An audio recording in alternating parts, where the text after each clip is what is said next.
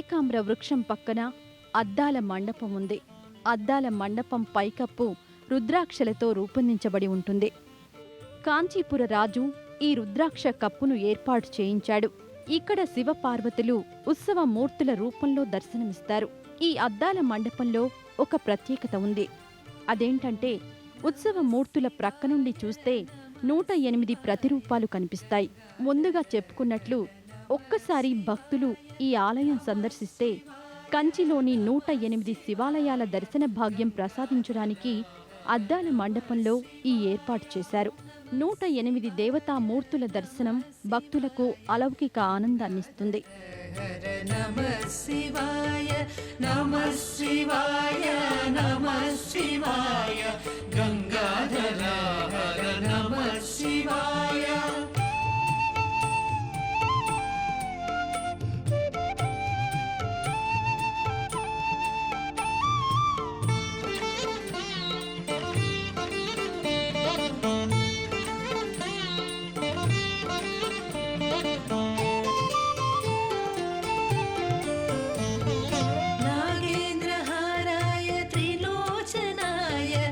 भस्मांगरागाय महेश्वराय नागेन्द्रहाराय त्रिलोचनाय भस्मांगरागाय महेश्वराय नित्याय शुद्धाय निगंबराय तस्मै नकाराय नमः शिवाय नित्याय शुद्धाय दिगंबराय तस्मै नकाराय नमः शिवाय नमः शिवाय नमः शिवाय गंगाधर हर नमः शिवाय नमः शिवाय नमः शिवाय गंगाधर हर नमः शिवाय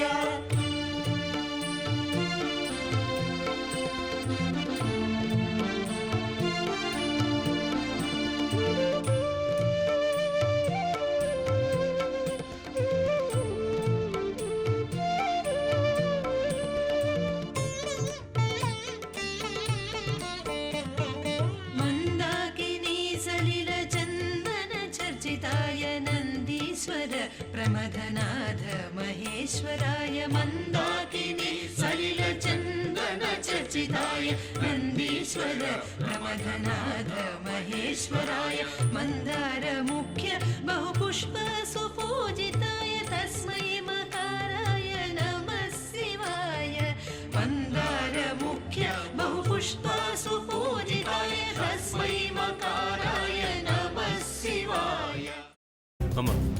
అలాంటి వాళ్ళది నిజమైన ప్రేమ కాదు, అది వ్యామోహం. ఎగ్జాక్ట్లీ చిన్నత్త, నిజంగా ప్రేమించుకున్న వాళ్ళు అలా చేయరు. ఎంత మనసు విరిగిపోతే కన్న కూతుర్ని పట్టుకొని మా దృష్టిలో చచ్చిపోయా ఉంటుందా తల్లి? అది సరే అమ్మా, తన కూతురుతో తన మాట అనేటప్పుడు ఆమె మాటల్లో వ్యథ, కళ్ళల్లో బాధ గమనించావమ్మా? పెద్దబాబుకు బర్త్డే విషెస్ చెప్పు కూడా వెళ్ళాం కదా. ఊరికే ఎలా కాలిపోతుంది? మంట పెడితేనో పడితేనో తగలబడుతుంది.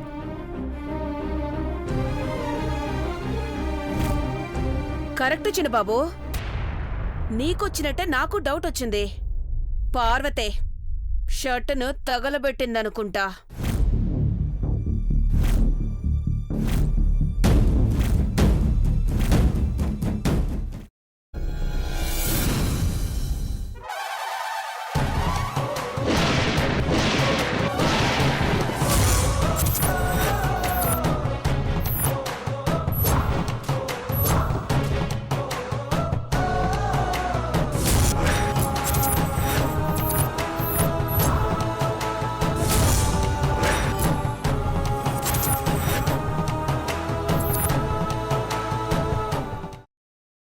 తర్వాత పొట్టు తీసేసి చాప్ చేసి పక్కన పెట్టుకోవాలి.